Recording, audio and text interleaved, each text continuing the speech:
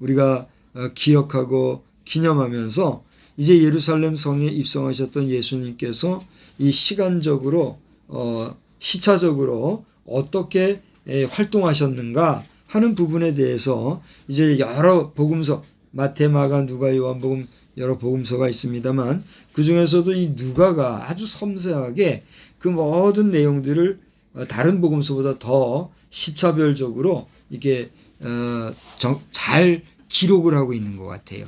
그래서 오늘 본문을 보시게 되면 그 앞서 19장 28절에서부터 이제 드디어 예수님께서 예루살렘에 입성하시는 그런 과정을 우리에게 보여주고 있거든요. 그 내용인 즉슨 28절을 보시면 예수께서 이 말씀을 하시고 예루살렘을 향하여 앞서서 가시더라 그랬어요. 여기서 예수님이 하신 말씀이 뭐냐면 19장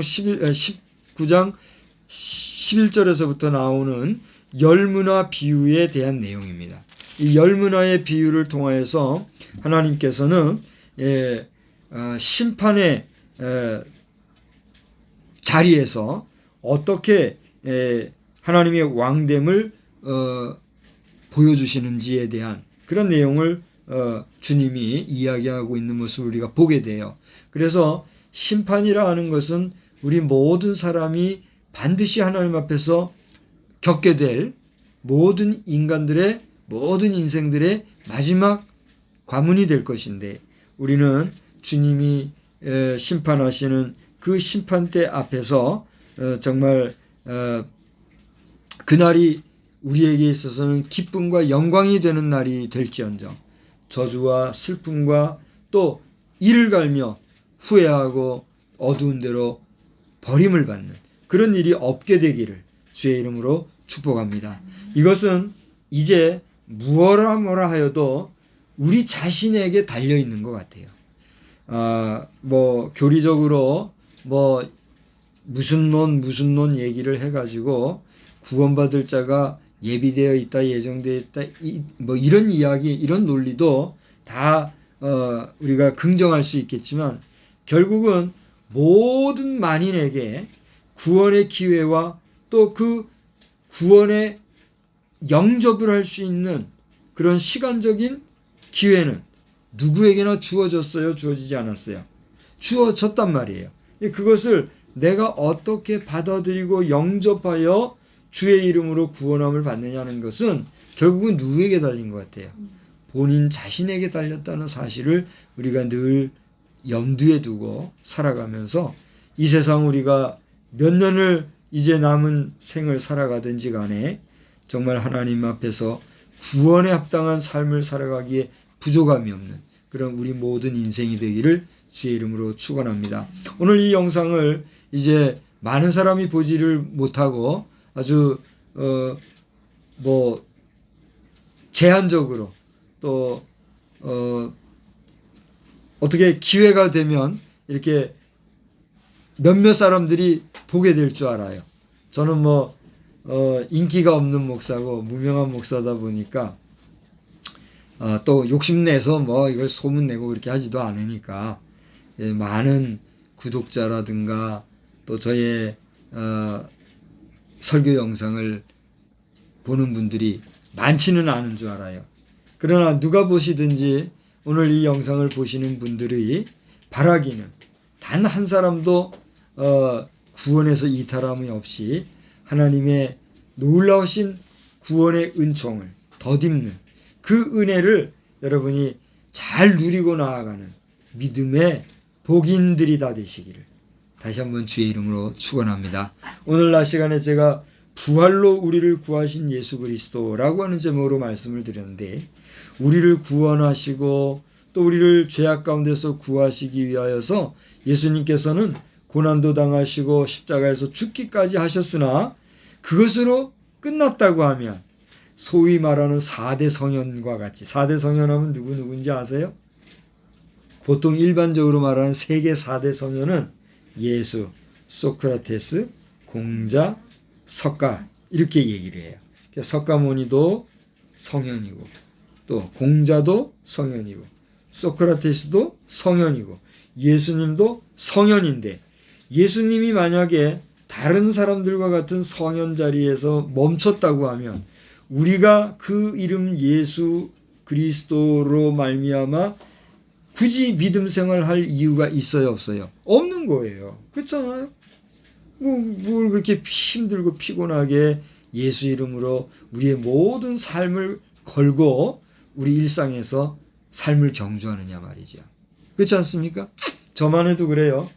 저는 군생활 마치고 아르바이트를 하면서 코리아 헤럴드에서 아르바이트를 하면서 돈 버는 게 어떤가를 맛보고 나니까 그게 이제 제가 믿음이 약해서 그런 거죠. 돈에 대한 그 뭐라고 표현을 해야 될까요? 뭐 두려움이라고나 할까, 돈에 대한 어떤 경계심이라고나 할까, 이런 것들이 돈에 대해서는 아예 머리를 돌려버린 그런 케이스가 됐단 말이에요. 그래서 예수를 알고 예수의 나라를 증거하는 그런 구별된 목회자의 삶을 산다고 하는 그것이 저를 그렇게 만드는 거거든요. 근데 그게 아니었다면 아마 많은 인생의 변화가 저에게 있었을 거예요. 왜냐하면 돈 버는 법을 알고 돈의 맛을 아니까 그 돈에 적당히 벌고 적당히 살아가면서 그저 누릴 거 누리고 살아간다면 얼마나 번듯하게 살겠어요. 요즘같이 살기 좋은 세상이 어디 있어요. 그렇잖아요. 근데 그것을 다 내려놓은 것이 저에게는 은혜예요. 저에게는 은혜고 감사하고, 그런데 나를 만난 아내나 우리 자녀들은 덕분에 수고를 너무 많이 하는 것 같아요. 그냥 할 수 없어요. 그것은 내게 주어진 분복이 있고 또 우리 각자 아내든 자식이든 그들 각자에게 주어진 분복이 있다고 저는 보니까요. 그러나 이제 주의 일을 하기 위해서 나는 이제는 물질이 필요한 걸 알고 그 물질을 구하기 때문에 하나님께서 어떤 방법을 통해서든지 물질을 주셔서 주의 일을 감당할 때가 되매 그 일을 하게 될 줄로 저는 믿습니다. 저의 믿음에 동참하시고 함께 하실 수 있다고 하면 여러분 자신도 긍정적인 마음을 가지고 저의 삶을 한번 돌아보시고 또 살펴보시고 또 주의 복음 증거하는 일상에 함께 동참할 수 있는 그런 역사도 있기를 주의 이름으로 초청합니다. 예. 어쨌든지 간에 오늘 그렇게 예수님께서는 예루살렘을 들어가시는 그 모든 여정을 19장 28절에서부터 보면 이렇게 소개가 나오고 있는데, 이러한 소개는 누가라고 하는 이 누가복음의 저자가 그 당시 상황을 아주 예민하게 보고 또 예리하게 보고 또 그 상황적인 묘사를 우리에게 분명하게 해주고 있다는 거예요. 저는 오늘 이 19장 28절 이후에 나오는 내용 가운데서 33절을 보면 32절서부터 보면 보내심을 받은 자들이 가서 그 말씀하신 대로 나귀 주인을 만났어요. 그리고 33절에 보면 주인에게 처음에 말도 안 했겠죠. 말도 안 하고 나귀 새끼를 풀 때에 그 임자들이 이르되 어찌하여 나귀 새끼를 푸느냐 이렇게 얘기했단 말이에요. 그러니까 이 주님 앞에 위임을 받고 나귀 새끼를 풀러 간 사람들은 이미 모종의 이야기가 다 된 줄 알았던 것 같아요. 그래서 가서 그냥 가지고만 오면 되는 줄 알았던 것 같아요. 그래 가서 말도 없이 가지고 오려고 그러니까 정작 주인들이 뭐라고 그랬어요. 아니 왜 나귀를 풀고 그래요? 그랬단 말이죠. 그러자 34절에 뭐라고 대답했습니까? 주께서 쓰시겠다 이렇게 얘기했다 그랬어요. 그러자 35절에 그것을 어떻게 했어요? 줬으니까 그 부름받은 자들이 예수님께로 나귀를 어떻게 했어요? 끌고 갔겠지요. 자, 여기에서 어떤 일이 있었는지, 여기에 어떠한 능력이 작용됐는지 여기에 대해서는 성경에 뭐라고 기록이 되어 있지 않아요. 다만 예수님이 제자도 누구를 보냈다 이런 얘기는 없어요. 그들 중에 뭐라고 그랬어요? 제자 중 둘을 보내셨다 그랬으니까 그 둘을 보내시면서 데리고 오라고 그랬는데 그 와중에 어떻게 그 주인과 얘기가 있었는지 전혀 얘기가 없단 말이죠. 그래서 어떤 사람은 이 부분에 대해서 이것은 하나님이 영으로 저들에게 역사하셨다 이렇게 얘기하는 사람도 있고, 이것은 평소에 예수님께서 그 주인에게 미리 언급을 해 놓으신 분이기 때문에 우리도 뭐 어떤 일을 할 때에 보면은 사전에 특정인과 이야기해 놓고 나중에 다른 사람을 보내서 그 일을 행하게 하는 이런 경우가 있잖아요. 그랬을 수가 있다. 이런 얘기를 하는 분들도 있어요. 이게 어떤 것이 옳은지 그른지 그거는 정확히 알 수가 없어요. 중요한 것은 뭐냐면 예수님이 말씀하신 대로 가서 한 번도 타보지 않은 어린 나귀 새끼를 데리고 왔다는 거예요. 그리고 예수님은 그 나귀 새끼를 타고 어떻게 했다는 거예요? 예루살렘으로 입성하셨다는 거예요. 그래서 이 어린 나귀 새끼를 탔다는 거에 대해서도 또 뭐 여러 가지 해석을 하거든요. 뭐 겸손하시, 물론 예언서에는 겸손하셔서 어린 나귀를 탔다 이런 부분이 나오긴 해요. 이사야서라든가 하는 부분을 보면. 그런데 그런 모습을 우리가 상식적인 선에서 그리고 객관적인 모습으로 가만히 보면 그 모습은 위풍당당하고 권위와 권세가 있고 능력이 있는 지도자, 그런 어떤 강력한 지도자의 모습으로의 입성이에요. 아니면 마치 돈키호테와 같이 우스꽝스럽고 꼴값 떠내 싶고 정말 저게 뭐지? 싶고 그런 아주 이상한 모습의 그런 모습이에요. 여러분이 볼 때는 어떤 모습이세요?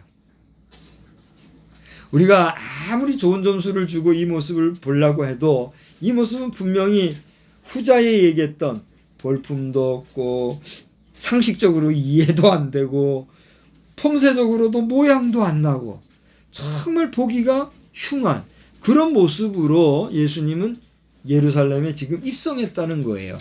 그럼에도 불구하고 여기 35절 이후로부터 모습을 보면 그때 많은 사람들이 그렇게라도 오시는 예수님을 뭐라고 불렀어요? 호산나 다윗의 자손이요. 호산나 다윗의 자손이요. 그 다음에 뭐라고 그랬어요? 왕으로 오시려. 38절 우리 한번 다 같이 읽어봅시다. 이르되 찬송하리로다 주의 이름으로 오시는 왕이여. 하늘에는 평화요 가장 높은 곳에는 영광이로다. 예수님을 지금 뭐라고 불렀다고요? 왕이여라고 부르고 있었다는 얘기예요. 기가 막힌 노릇입니다.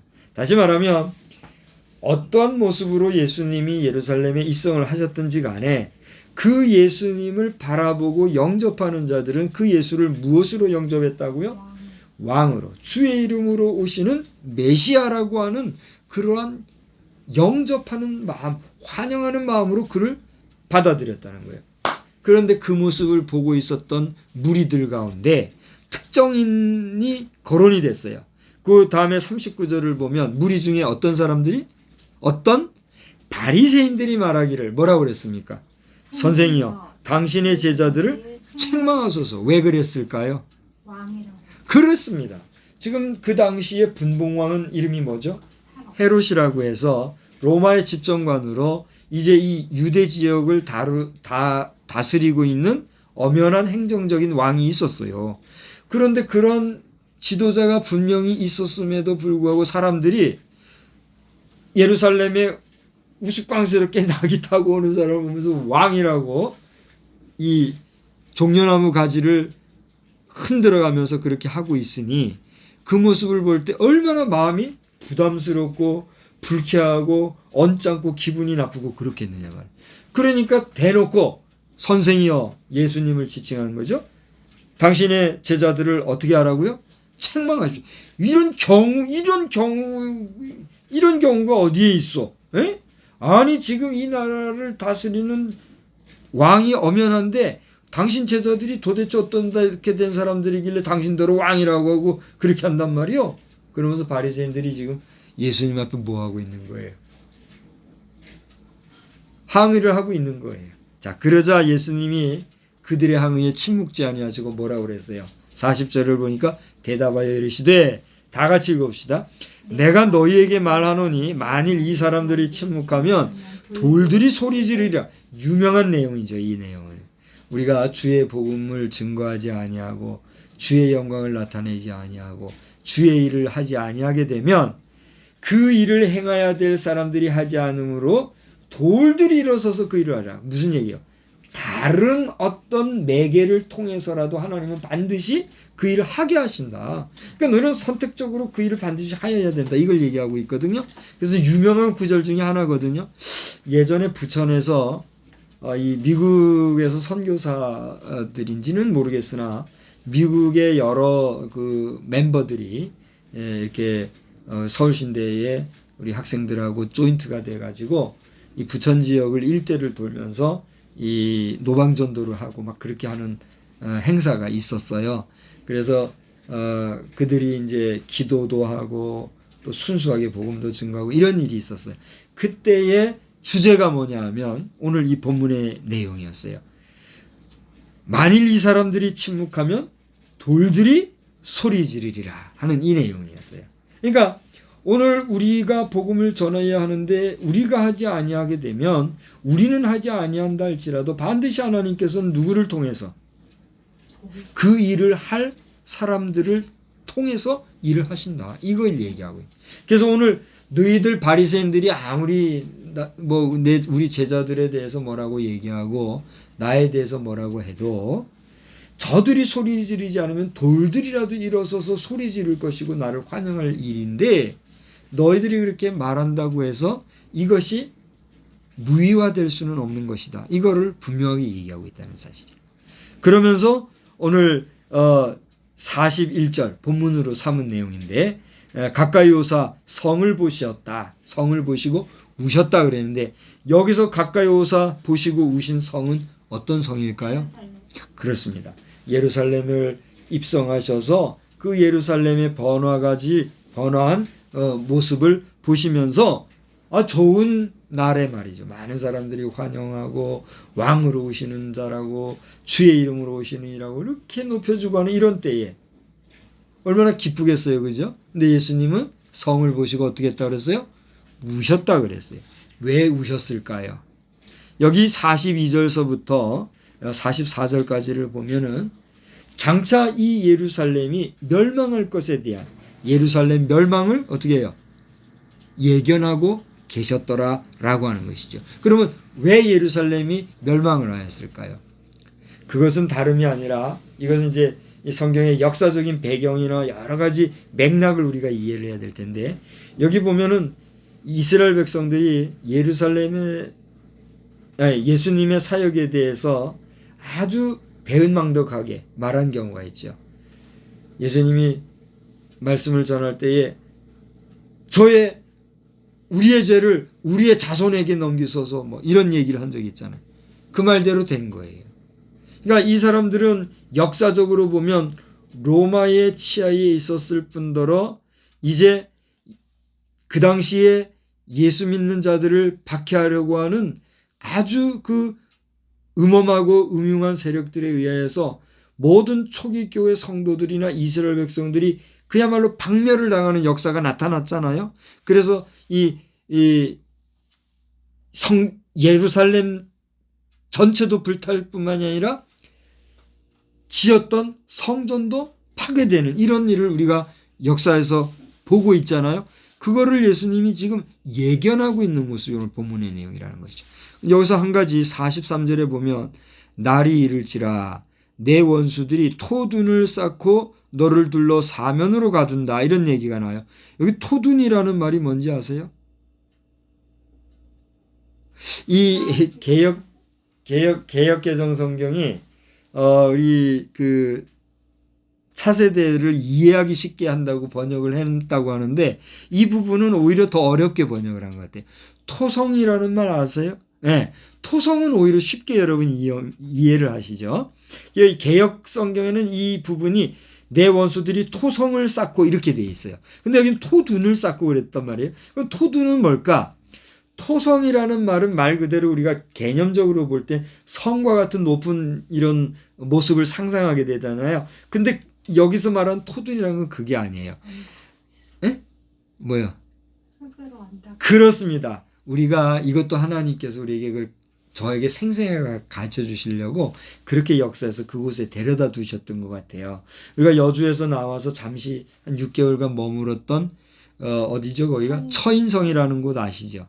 저는 몽고와의 관계라든가 또 뭐 처인성이라든가 시일야 방성 대곡이라든가 뭐 이런 얘기들, 그런 거를 그냥 흘러가는 역사 이야기로 국사 시간에 배우고 들은 그 정도만 알았지 그 생생한 현장은 전혀 몰랐단 말이에요. 근데 우리가 거기에 가서 6개월을 거기를 놀이터처럼 돌아다녔을 줄을 누가 알았겠어요. 지금 거기 찾아가라면 찾아가겠어요? 혼자 찾아가라면 찾아가겠어요? 찾아갈 수 있을 거예요. 저도 지금 설교하다 보니까 지금 그림이 그려지는데, 봐요. 우리가 그때 전혀 모르던 그 지역에 있지만, 그리고 전혀 모르던 곳에 정말 단칸방에 가서 몇 개월 지내는 동안이죠. 제가 그 카페에 그 올려놓은 게 지금도 어딘가 있을 거예요. 그 처인성에 그 쌓아놓은 토성이 있잖아요. 그게 하룻밤 사이에 그렇게 쌓은 거래잖아요. 그걸 토성이라고 얘기하잖아요. 근데 성 같은 모습이 보였어요, 거기서? 성과 같은 모습이 전혀 안 보였잖아요. 근데도 그걸 토성이라고 얘기를 했단 말이에요. 그 여기서 개역개정에서 오늘 토둔이라고 얘기하는 건 뭐냐? 둔덕이란 말 아시죠? 둔덕이란 게 뭐예요? 네, 이렇게 언덕은 언덕인데 그렇게 높지 아니하고 이렇게 스무스하게 언덕진 그걸 둔덕이라 그러잖아요. 그러니까 다시 말하면 내 원수들이 토둔을 쌓고 토성이라고 말을 하기도 하는 그런 토둔, 언덕 같은 이런 것을 쌓고 너를 둘러 사면으로 가두고 그 다음에 죽으면 멸망시킨다는 이런 얘기가 나오는 게 있잖아요. 그게 무슨 얘기냐면 이제 이 이스라엘 역사를 보면 알겠죠. 거기 보면은 예루살렘이 이제 이 외침에 의해서 모든 그 괴멸되어지는 그런 상황이 있을 때에 그 이제 오늘날 현대전과는 달리 옛날 전쟁에서는 그 뭐 이렇게 방어벽이라든가 방어호라든가 이런 거 만들려고 그렇게 할 때는 인력으로 했잖아요. 그러니까 인력으로 그런 것을 해가지고서는 그 둔덕을 방패 삼아 성벽 삼아 이쪽 편에서 화살을 쏘고 그죠? 척후병을 보내서 공격도 하고 보병을 보내서 어떻게 하기 이런 모습을 우리에게 보여주고 있는 거예요. 그래서 그렇게 외침과 또 여러 가지 예루살렘이 파괴될 것에 대한 예언적인 내용을 하고 있는 것을 우리가 오늘 이 내용을 통해서 보게 되는 거죠. 다시 말하면 예수님의 이 말씀을 통해서 장차 되어질 일들을 어떻게 했다? 예견하고 있다는 걸 우리가 보게 되는 거예요. 그 다음에 45절에 보면 오늘 본문을 넘어서 45절에 보면 그 다음에 어디를 들어갔다 그랬어요? 성전에. 자 보세요. 예루살렘의 성에 들어가려면 어디를 통과해야 될까요? 예루살렘 성문을 들어가야 돼요. 예루살렘 성문을 통과해서 나귀를 타고 예수님이 가셨는데 먼저 이른 곳이 어디다? 예루살렘 성이다. 예루살렘 성은 뭐예요? 누가 사는 곳이에요? 임금이 사는 아주 든든한 그런 곳을 얘기하잖아요. 그곳을 보시고서는 그것이 무너질 것을 예견하실 뿐 아니라 그 다음에 성전에 가서 성전에서는 어떻게 했다고 그랬어요? 그 유명한 성전 청결 사건이 여기 나와요. 그래서 여기서 이제 뭐 또 여러 얘기가 있는데 47절을 보면 성전에서 예수님이 가르치실 때에 누가 나왔어요? 대제사장들과 서기관들과 백성의 지도자들이 예수님을 어떻게 했다고요? 죽이려고 했다. 여러분 이것은 심각한 얘기입니다. 저 보세요. 대제사장은 어떠한 사람들입니까? 하나님 앞에 예배를 드리는 예배 인도자들이죠. 그 다음에 서기관들은 어떤 사람들입니까? 하나님의 말씀을 맡은 자들이에요. 하나님의 말씀을 관리하고 그것을 잘 보존하는 이런 역할을 하는 사람들, 그리고 예배의 모든 역사들을 기록하는 기록관의 역할을 하는 이런 사람들이에요. 다 종교 지도자들이었어요. 뿐만이 아니라 그 다음에 누가 나와요? 백성의 지도자들. 백성의 지도자들이라는 것은 오늘날로 말하면 뭘 얘기하는 거예요? 사회 지도, 사회 정치인들을 얘기하는 거예요. 당시에 어떤 규모의 어떤 내용을 가지고 정치 활동을 했는지 모르지만 종교 지도자, 사회 지도자들이 예수님을 함께 어떻게 했다고요? 죽이려 했다고 그랬어요. 무슨 얘기입니까? 결국 우리 인류의 구세주로 이 땅에 오신 예수님은 누가 그 예수님을 죽이려고 해서 그 죽임을 당하신 거예요? 지도자들이. 그 지도자들은 어떤 지도자들이었다고요? 무엇을 가지고 있는 사람들이었다고요? 하나님의 말씀을 가진 사람들이었단 말이에요. 하나님의 말씀을 가지고 하나님의 말씀으로 그 당시 사람들을 지도하고 가르쳤던 그 사람들이 성경에 기록된 대로 오신 예수님을 누구의 손으로? 자기들의 손으로 죽이는 이런 일이 생겼더라 하는 것입니다. 무슨 얘기입니까? 오늘날 이 시대에도 수많은 주의 종들이 있지만 하나님의 뜻을 온전히 행함으로써 하나님의 일을 하는 사람들이 있는가 하면 하나님의 일을 배역하고 더 나아가 하나님의 일을 회방하고 어두운 일을 하는데 앞서는 자들이 있을 수 있어요? 없어요? 있을 수 있다는 사실이에요. 오늘 여기에 우리가 기도하고 함께 진지하게 나아가야 할 이유를 발견할 수가 있는 거죠. 오늘날 많은 교회 지도자들이 있는데 그 중에는 누가 하나님이 바로 쓰시는데 합당하고 누가 하나님이 쓰시는데 안티적인 활동을 하는 자인지 우리가 다 알 수 있어요? 없어요? 다 알 수가 없어요. 바라기는 오늘 이 말씀을 증거하는 저를 위해서도 여러분 기도할 때 어떻게 기도해야 되겠어요? 하나님의 뜻을 이루기 위하여 하나님의 일을 감당하는 자가 될지언정 하나님의 일을 회방하고 하나님의 일을 방해하는 자가 되지 아니하도록 기도해야 될까요? 안 해야 될까요? 기도해 주시기를 바랍니다. 제 자신도 그걸 위해서 기도하는 거예요. 사실 저는 지금 무임 목사로 있으면서 때로는 외로울 때도 있고 때로는 좀 험한 얘기인지 모르겠지만 배신감을 느낄 때도 있고 때로는 너무 고적할 때도 있고 우리 목회 세계라는 게 이런 건가 싶을 정도로 답답할 때도 있고 그래요. 그러나 그럼에도 불구하고 두렵지도 않고 외롭지 않은 것은 주님이 나와 함께하고 계시다는 걸 확신하기 때문이에요. 많은 사람들이 여러 가지 일들을 하는데 다 각각 그 맡은 뭐가 있어요? 자기의 분복이 있고 본분이 있고 역할이 있고 사명이 있는 거란 말이에요. 그러니까 제가 그 모든 일들에 대해서 감내나라 배내내라 하면 돼요? 안 돼요? 그렇게 해서도 안 되고 그렇게 한다고 해서 될 것도 안 돼요. 다만 나는 뭘 하면 돼요? 하나님이 내게 주신 일을 수행하면 된단 말이에요. 그 일이 무엇일까? 저는 가만히 생각을 해보니까 정말 하나님 뜻인 것 같아요. 제가 한번 얘기했지만 옛날에 어릴 때 무슨 놀이하고 놀았다 그랬죠? 지난번에 차 타고 오면서 무슨 얘기했었잖아요.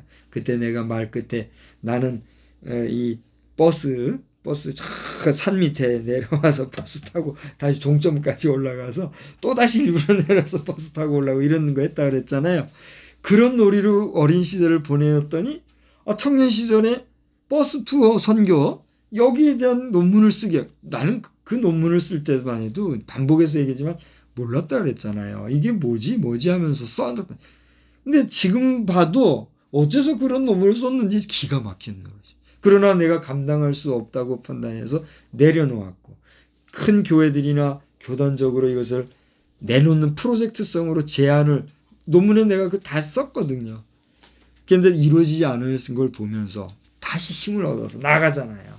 그러니까 그것이 언제 이루어질지는 저도 모르겠어요. 돈이 있다고 해서 될 것도 아니고 그죠? 또 모든 것이 구비되었다 할지라도 내 의지만으로 되는 게 아니에요. 전적으로 하나님이 도와주시고 이끌어가 주셔야 될 일이란 말이에요. 그래서 저는 분명한 그런 사명이 정체화되어 있기 때문에 염려하지 않고 나가요. 다만 상식적인 면에서 일반적인 면에서 누가 저를 부러워하고 존경하겠어요? 나도 존경받고 부러움도 받고 싶은 사람 아니에요? 근데 누가 저 같은 이런 모습을 보고 부러워하고 존경할 사람이 있겠냔 말이에요. 소위 말하는 제 페이스북에 박수는 안 쳐주더라도 하면서 제가 쓴 게 그거예요. 누가 저에게 박수 칠 사람이 있겠어요? 난 박수 받고 싶은 마음도 없지만 박수 쳐도 감당 못하고 근데 누가 박수를 쳐주겠어요? 그러나 그럼에도 불구하고 확신을 가지고 나아가는 것은 다 때가 되면 하나님이 시키실 것을 알기 때문에 나아가는 거예요. 우리 정광훈 목사님이 그 자신의 사명을 알고 있잖아요. 그래서 저는 그분이 순교하지 않기를 바라요. 자신의 입으로 나는 순교하고 싶고 순교해야 된다고 하고 그렇게 하는데 그 뜨거운 마음을 저는 이해해요. 근데 나는 한 번씩 진짜로 그래요. 요즘에 몇 번 그런 경험이 있어요. 저렇게 외치는 자의 메시지가 어느 날 갑자기 딱 끊어지었다. 그때 이 사회가 그 충격을 감당할 수 있을까? 그 적막함을 받아들일 수 있을까? 그런 생각이 들어요. 그래가지고 그 메시지에 상당히 많이 제가 끌리는 그런 게 있었어요. 지금은 너무 집착하게 되면 나도 좀 조심스러워지는 게 있기 때문에 스스로 삼가는 것도 있거든요. 그러나 그분은 반드시 하나님께서 그분을 통해서 사용하실 어떤 분명한 목적과 이유가 있다는 사실을 저는 알아요. 그분이 그분의 사명이 있듯이 나에게도 뭐가 있어요? 사명이 있다는 거죠. 그걸 위해서 나아가는데 중요한 것은 오늘 말씀에서 서기관과 대제사장들과 백성의 지도자들이 죽이려고 꾀하였던 그런 가운데서 돌아가셨던 주님. 그 주님은 누구를 위하여서 왜 죽음을 당하셨습니까? 나를 위해서 내 죄를 사해 주시기 위해서 대신 죽어 주셨다라고 하는 사실에 대해서 여러분 믿음으로 확신하고 나아가기를 주의 이름으로 축원합니다. 축원합니다. 그 지도자들이 당시에 예수님을 죽이려고 했지만 쉽게 그렇게 할 수 없었던 이유가 있어요. 그게 뭔지 아세요? 그렇습니다. 오늘 48절 다 같이 한번 읽어봅시다. 백성이 다 그에게 귀를 기울여 들으므로 어찌할 방도를 찾지 못하였더라. 그러니까 민심은 안다 이거예요. 민심은 지금 이 상황이 어떻게 되는지를 안다 이거예요. 그러니까 오늘날 이 우리 교계의 상황도 성도들이 다 아는 거예요. 목회자들이 뭐 25만이라 그러더만요. 아니 30만이라든가 목회자가 30만, 우리 장로님들이 25만 뭐 그런 얘기를 해요. 뭐 저는 정확히 모르겠어요. 근데 이제 정광훈 목사님이 번번이 그 얘기하시니까 그런가 보다 하는데 30만이든 25만이든 25만이든 거의 55만에 가까운 교회 지도자들이 지금 포진해 있잖아요. 그 60만 가까운 게 지도자란 얘기예요, 지금. 교회 지도자만 60만인데 지금 이 한국 교회 형편은 어떤 상황입니까? 세속 정치에 꼼짝도 못하고 지금 이번 부활절 연합 예배도 지금 뭐 어느 교회에서 어떻게 할지는 모르지만 제가 대충 알기로는 사랑의 교회에서 하는 걸로 알고 있고 그렇게 하는 걸로 아는데 지역별로도 연합 예배를 드리는 곳도 있고 아예 뭐 소식도 없는 곳도 있는 것 같아요. 어떻게 됐든지 간에 연합 예배로 모이는 것도 중요하지만 더 중요한 거는 뭐예요? 그 연합 예배를 통해서 우리가 주님의 부활에 온전히 우리가 동참하는가. 그리고 그곳에 모인 모든 무리들이 진심으로 주의 부활을 영접하고 주의 부활에 합당한 삶을 살아가는가 그렇지 못한가.